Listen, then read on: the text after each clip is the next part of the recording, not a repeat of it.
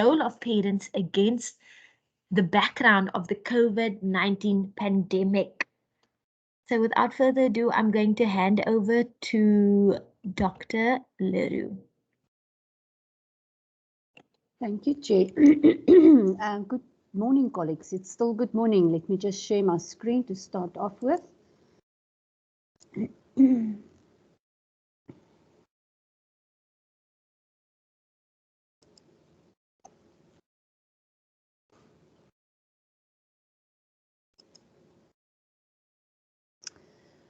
Yes, once again, good morning, colleagues, and thank you for allowing me to share my work with you.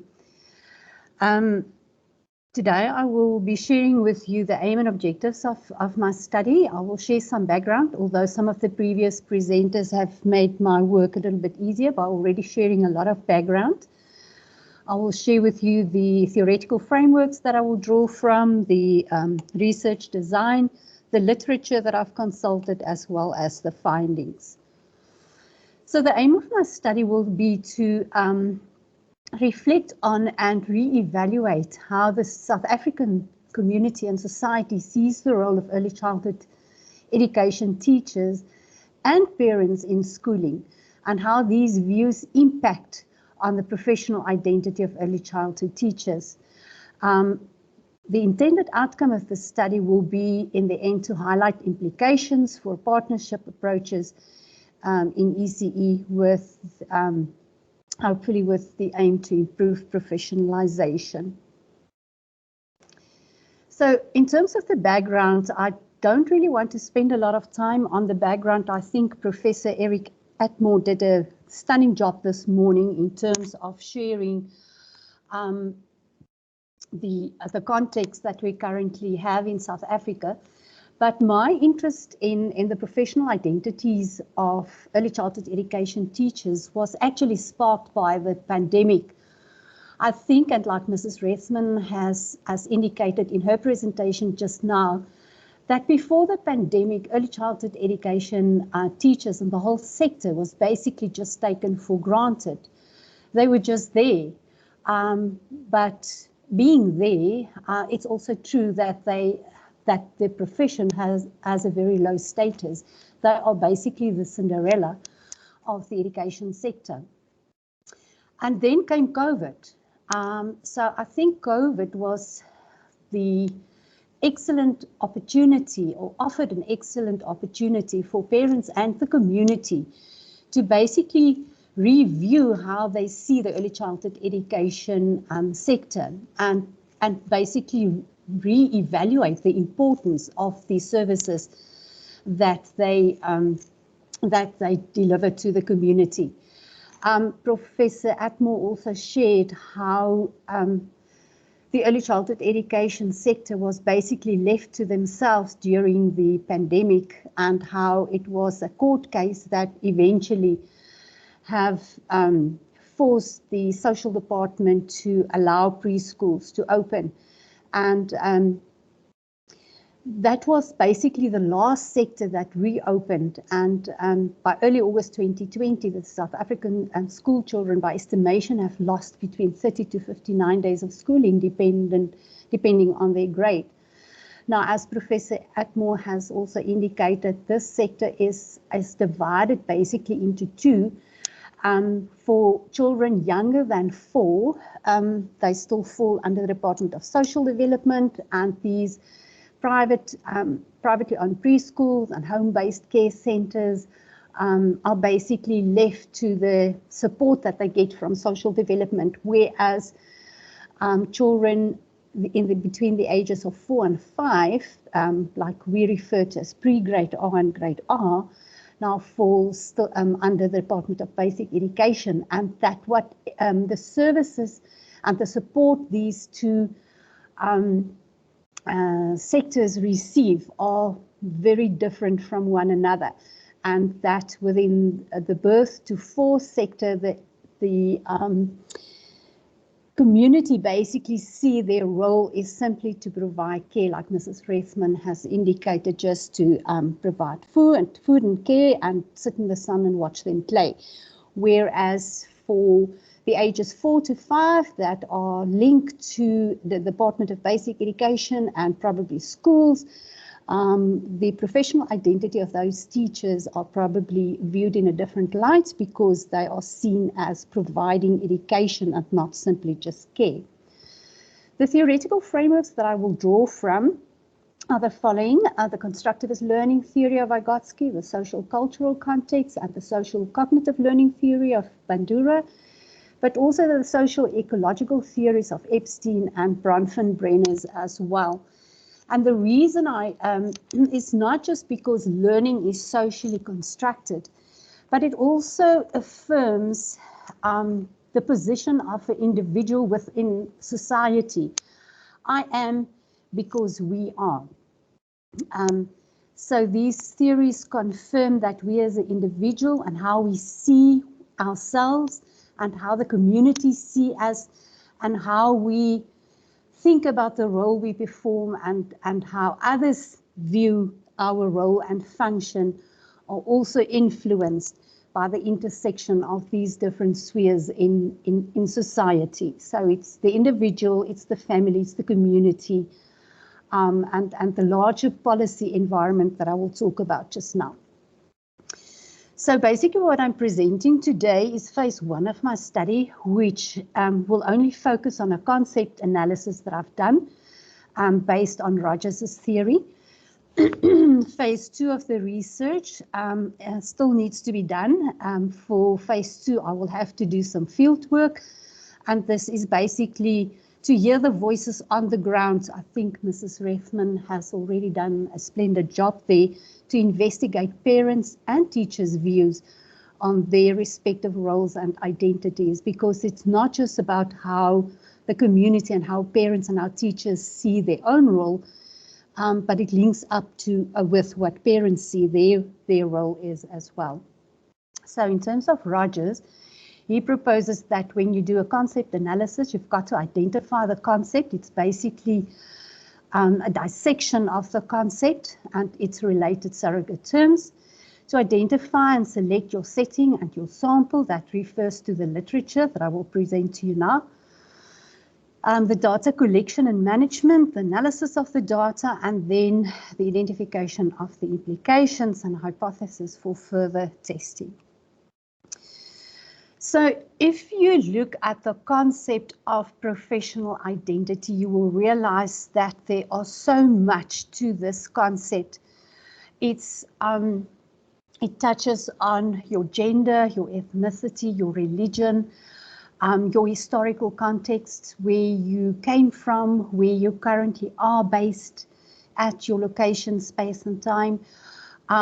It refers to your self-image, self-esteem, all these things that I've listed down there. And what I found that a lot of research out there, because professional identity is such an encompassing concept, that when research is done in this area of professional identity, they often find one of these areas to zoom in on, like self-efficacy, or self-esteem or self-image, but it's very difficult to see the whole concept with all these interrelated aspects. Then what I've also found is that literature, when they talk about strengthening professional identity, they often think and focus on improving content knowledge and pedagogical proficiency, which I don't say is wrong, but we'll have a look at that also just now. So professional identity can also be viewed from a psychological perspective, which it's product-based. It sees professional identity as a product. Because it refers to the meanings people attach to themselves as a result of the interaction between the teacher as a person and his or her profession. But you can also view professional identity through the lens of a sociological understanding, which refers to it as the construction and reconstruction through interpretation, self-reflection, and agency. And we've heard this word agency also a number of times yesterday and today. And the words construction and reconstruction implies that it's not a product, it's a process. Then if you look at professional identity through a postmodern perspective, it refers to sub-identities connected to specific situations. And it asks questions such as, how can you maintain any sense of professional self through time?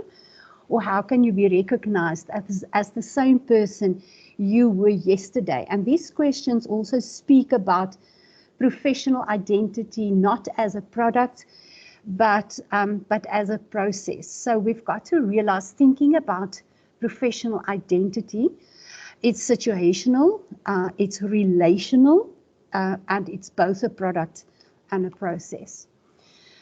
So dissecting professional identity, you've got to realize that you can't look at a professional identity or the concept without also talking about professionalism. So what do we understand by professionalism? It refers to the expert knowledge, the qualifications, rightly so, that previous speakers have also referred to, and we understand the importance of improving qualifications in the sector. But it also refers to professional discretion, or the autonomy that you have as a teacher in the sector. But it also speaks about normative orientation and community, the emotional engagement that you may have with your clients, if I can refer to parents and children as clients, and the notion of care versus education or pedagogy that I will talk about just now again. Then we all know that early childhood education, as the Cinderella of the education sector, has a very low status, low income and low rewards. Then Katz also adds to this list by speaking about the social necessity, and I've referred to that when I discussed the background and the situation that we found ourselves in when the pandemic struck. Then altruism, many think that it's okay to pay teachers a low, or early childhood education carers a low salary because they do it for the love of money. They love what they do, they love babies, they love children, and so it sort of like justifies that we can pay them so little. It also refers to the standards of practice, prolonged training, specialized knowledge. It just confirms it. Then Lofgren also distinguishes between occupational professionalism versus organizational professionalism.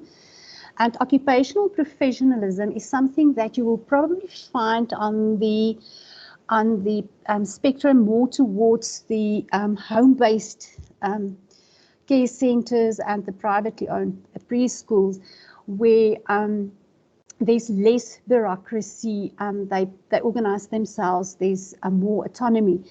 But when it becomes more organizational, what we are concerned about is basically when we talk about professionalizing the early childhood education workforce, we are moving or planning to move towards organizational professionalism, where we know will be a more regulated environment with less autonomy, more bureaucracy, and we will have a look at how that will influence professional identity.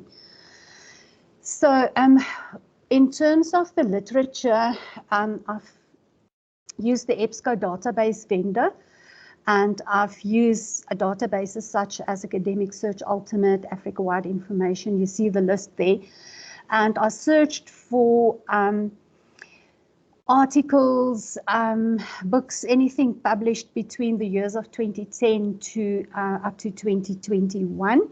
And I've used keywords such as early childhood education, teacher professional identities. And then because I wanted to find articles or publications related to our context, I've added South Africa and Africa to my search. And with Africa and South Africa, additional to all the keywords, the search came back with only 2 articles published in between that time frames that I've specified. and neither really speak to what the aim of my study was. So after I went through the list that I draw from the database, and I've downloaded them and studied them and read them again and again, from the list of 81, after I've removed the duplicates, 47 remained. And when I eventually started working and dissecting those articles, you will find at the end of my presentation that I could list only 15 documents. So in terms of Rogers, then you need to look, when you do the data analysis, you've got to define attributes, you've got to look at antecedents or related terms, you've got to look at the context, and you have to consider implication or consequences. So a lot was already said about the context. We know our context is early childhood education, and I've already explained the problem we have currently.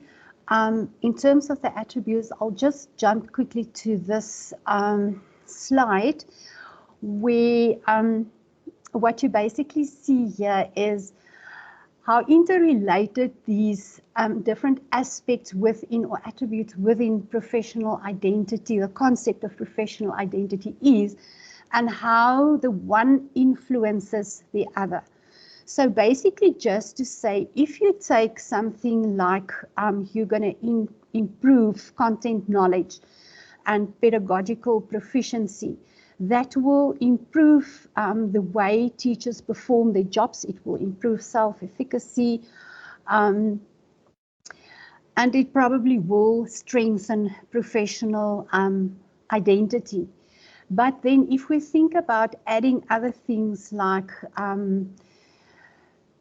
coming to a stronger policy environment, more regulating the environment, you will find the more bureaucracy you bring in, the more surveillance you bring in, the more monitoring you bring in, the less people will be experience job satisfaction, professional commitment and work motivation will probably decrease, which will also then have an effect on their professional identity. And I think it was Dr. Mary Claskin-Johnson yesterday that presented basically on this, in terms of we have experienced it ourselves, where we as teacher, or in our sector where we teach teachers, we deliver education to teachers, how we in our environment, how much surveillance and monitoring has increased because we work from home, and how negatively this influences our job satisfaction and professional commitment. So we need to be very careful if we bring this into where we talk about early childhood education, the profession and professionalization, that we don't think it will increase or strengthen professional identity. This may not be the case. Then in Sorry, terms of Dr. Leroux, you have about 5 minutes left, eh? I'll rush through this slide. Then in terms of the results, we see this insecurity, this tension, this dualism in terms of, on the one side of the spectrum, the home-based care centers and the privately owned preschools versus the services, the pre-grade R and grade R that's linked to schools, where yes, they are both regarded as a necessary service, but on the one side of the spectrum, they are less regulated, more collegial, what I've referred to as occupational professionalism. To the other side, and I think our colleagues that are linked to grade R and pre-grade R at schools will probably can confirm about the regulated environment that they work on, the more surveillance, the bureaucracy. But also that professional identity of teachers are linked to how we see their role and how we talk about them, but how they talk about themselves. Like the previous speaker mentioned, they are basically seen as babysitters, carers, and we refer to them as practitioners. So that in itself establishes their role and their professional identity. We see them just basically as a replacement of the mother. Whereas if they are perhaps in a grade R, pre-grade R setting linked to a school, we refer to them as teachers. and we have a high regard for their pedagogical approaches and principles. We refer to them as teachers. So this will, depending on where they are, the context will also have an influence on their professional identity. Then, yes, on either side, how the status, and we need to be careful if we raise professionalization, if we increase professionalization, it will bring about less autonomy. And I think the next slide will probably speak to that as well.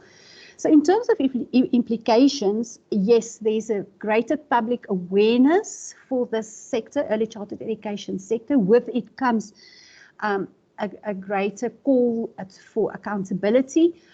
Yes, we know about the rights of parents and consumers, but also what they're willing to pay for. So they want quality services, but they don't want to pay much money for early childhood education care, and also demands of policymakers. And then when we look at these and when we consider these, is not, I think, my caution not to make to just imply we know what will be good for the sector. Areas I think for future research is maybe to have a look at the role of gender for professional identity, race, culture. Some have already spoken about the importance of mentoring and the community of practice. Then we also probably, I think there's a gap in research in terms of professional identity of pre-service teachers versus the in-service sector, and then also looked at place-based professional identity, then teacher agency, and definitely because we talk so much about professionalization of the ECE workforce nowadays and the sector, that we keep in mind how this and the demands we bring in is going to affect the professional identity of teachers. So this is basically just an overview, a glimpse of what I was looking at when I've researched the literature that is out there in terms of the few articles that I've found, and based on the very few presentations during this conference focusing on professional identity, I would most definitely say this is a gap for future research. So moving towards phase 2 of my own research, I will go and investigate parents and teachers' views on their own respective roles and identities, with the aim, as I've said, to see what implications it has for partnership approaches and how we can improve professionalism, but in a win-win situation, and not make the workforce negative about their work by adding a lot of unnecessary demands. So this is just basically to end. I'm done with my presentation, a list of the resources that I have consulted, and I thank you very much.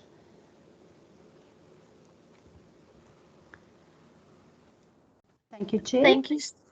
Thank you so much, Dr. Leroux, for a very interesting presentation.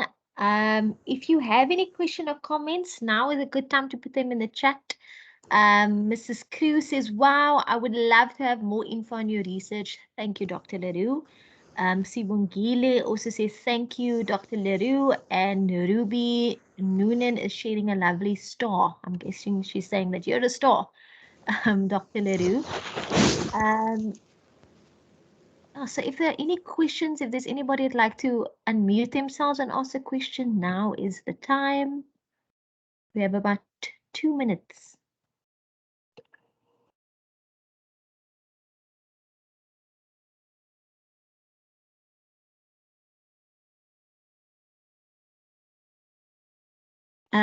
Dr. Leroux, Mrs. Cruz says, have you looked at Dr. Johnson's work on teacher identity?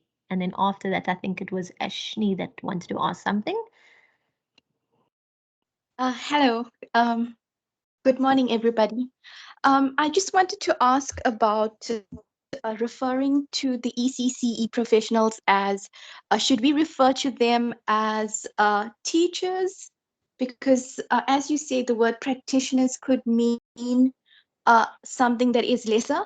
So I'm just asking if we should refer to them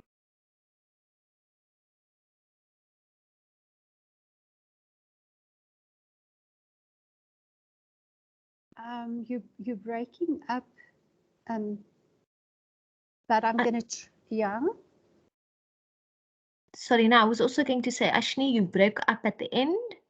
I don't know if you'd like to just repeat your question. I think we might have lost her. I think what she was asking about the way we refer to early childhood education teachers, and we refer to them as practitioners. Basically, it's the workforce that are underqualified or less qualified. So they probably don't have a professional degree. If they would have had a professional degree, I think we would have referred to them as teachers. So in terms of the policy framework and Mr. Tech, they refer to this workforce with lower qualifications as practitioners. So I think looking at in professionalization, like I've said, yes, there's a lot to do in terms of raising the status, and one of the ways of raising the status of this early childhood education workforce is by raising qualifications. And once you raise the qualifications, obviously, I think it will be meaningful referring to them all as teachers. But I do understand why we refer to them as practitioners, because if we want to protect the profession as well, there's a lot of things that you need to consider when you speak about a profession. I think we're on our way from moving from a semi-profession to becoming a full profession, and then we will get there. Okay, Dr. Leroux, there was a question from Mrs. Cruz. I don't know if this is Mrs. Tom Cruz, but she asked, have you looked at the work at Dr. Johnson's work on teacher identity? Yeah, I haven't come across this work, probably because my keywords that I've used limited my search field in terms of I've focused on the early childhood education workforce. So not just at literature speaking about professional identity per se, but thank you for providing or putting forward this researcher or scholar. I will most definitely go and investigate. Thank you so much. Okay, then I'm going to end off with 2 or actually 3 comments. Mrs. Cruz says she worked with CPUT. I'm guessing that she's referring to Dr. Johnson. Yeah, I'll follow. Diosini says, thank you, Dr. Leroux, for the informative presentation. I think this research is so meaningful in professionalizing teaching. And then Nora Elizabeth Saneka says the professional identity of teacher carries an image with it that carries aspirational desires, and you'll find even in the informal sector, they hold on to that, and it informs the kind of teaching they do, which tends to be focused on proper teaching, such as academics, as influenced by the push-down effect of formal education.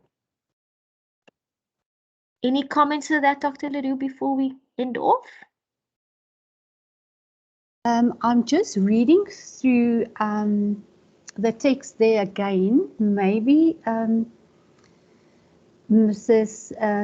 Dr. Saneka can maybe just come in and explain what she means, if you don't mind, Chair, through you. Sure, no problem. Okay.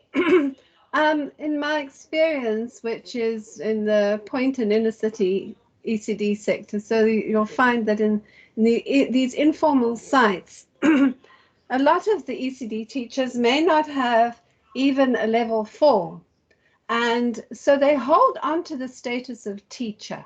It gives them a sense of power. It gives them a sense of control over their little ECD site, and it gives them a status in the eyes of the parents and the children. They love to be teacher and teach in a very formal way, didactic way, through charts, through learning, through counting and numerating from 1 to 100, whether it's conceptual understanding or not. There's an image of what teaching is and what proper teaching is.